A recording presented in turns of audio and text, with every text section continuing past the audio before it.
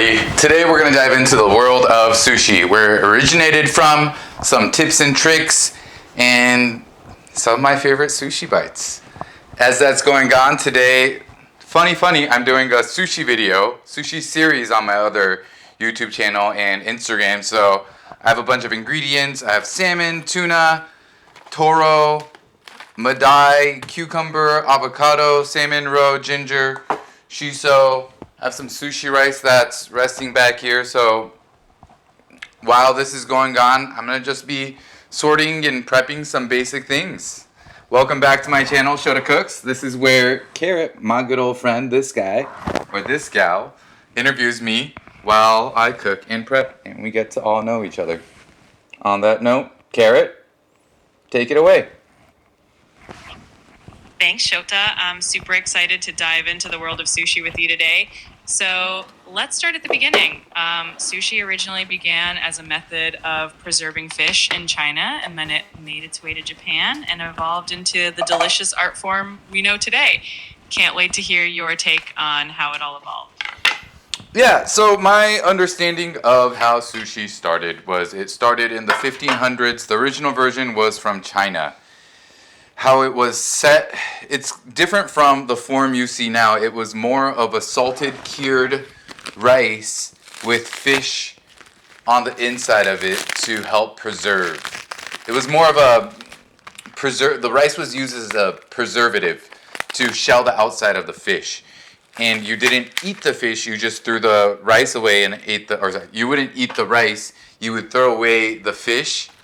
You would throw away the rice that's on the outside to eat the fish in the inside. And as time went, that in Japan, around I think around 1500, 1600, that turned into street food where it wasn't the same thing, but it was vinegar rice with fish on top with a dash of soy sauce. It's also funny because the street food version, so different, right? You know, it's street food, it's not as sanitary, and that's why they started to serve wasabi, ginger with it, because all these elements helped kill the bacteria. Even this sushi oke, this helps kill the bacteria. So everything, it is based off of street food.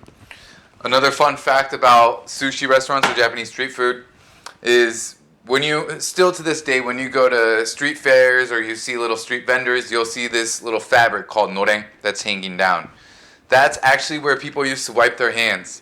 So after you ate sushi, that's where you used to wipe your hands, and now, kind of like the French thing, when you go fine dining sushi, that becomes longer as an obvious sign not to wipe your hands on it.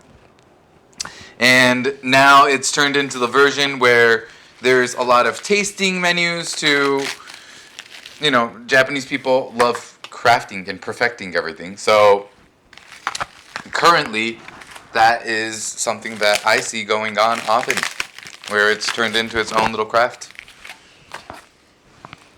I love that. It's so cool to see how sushi has evolved from a preservation method all the way to this culinary art form that we know today. And I can't wait to hear more about your favorite sushi and what you think the future holds for it. Yeah, my favorite sushi, I would say, has to be good old tuna. Not the fatty kind, the red kind. This kind. In my mind, it's the perfect balance of umami, flavor. Also, one thing I love to do with it is something called zuke, where you marinate it in soy sauce.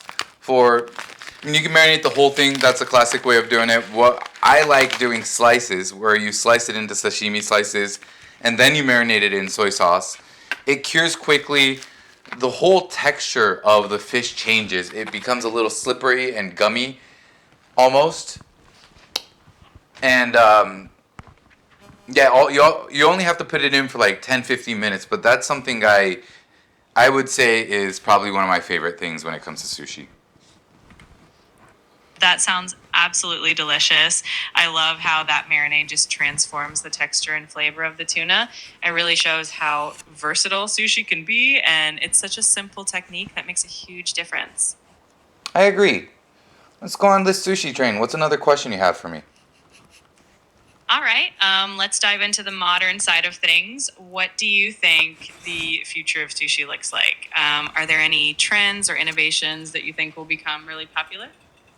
Yeah, one thing I'm starting to see when it comes to the next trend of sushi that I believe we'll start to see everywhere is hand rolls.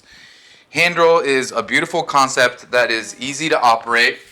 Also, nowadays, there's these beautiful machines that pretty much does all the rice work for you. It can wash the rice, measure the rice, wash the rice, and after washing the rice, it cooks it for you.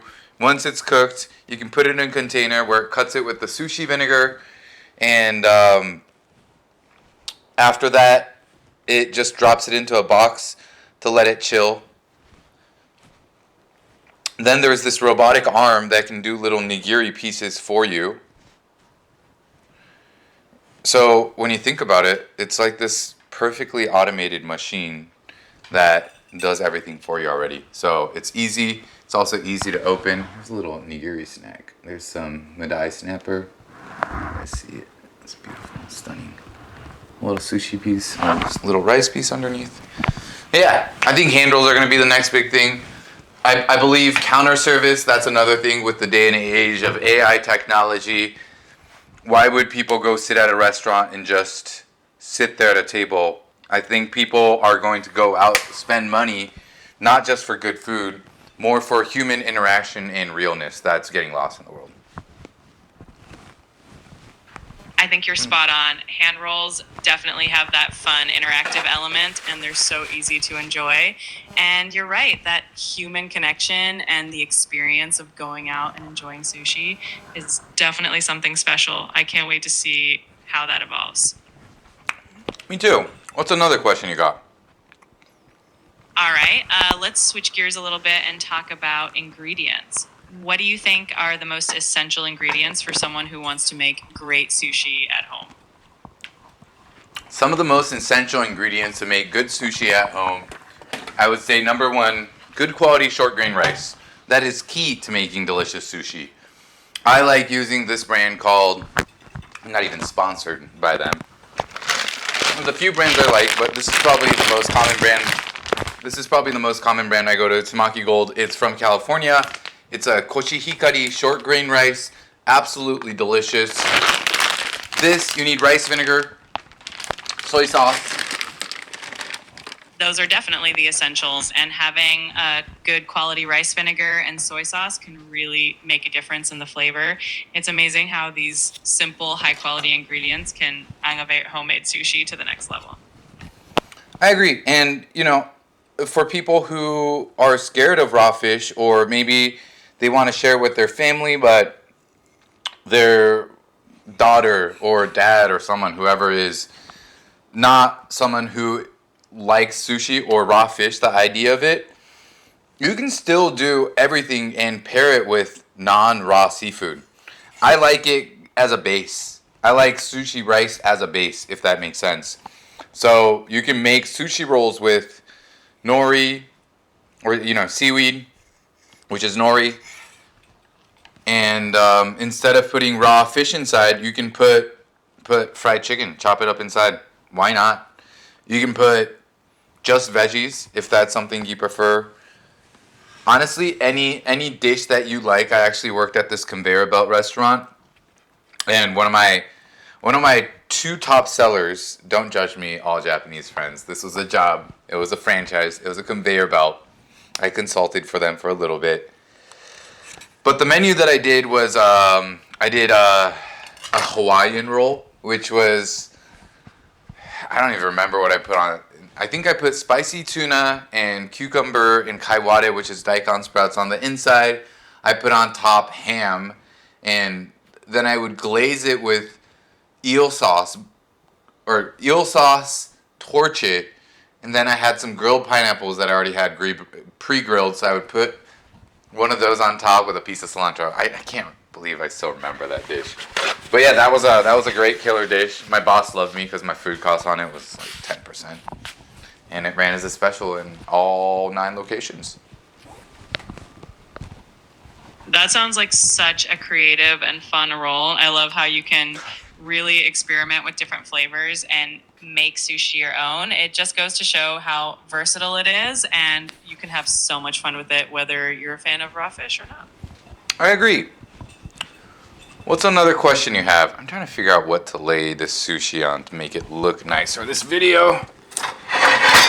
Well, presentation definitely adds that extra wow factor. Maybe you can use a nice wooden sushi board or a simple ceramic plate that really makes the colors of the fish pop.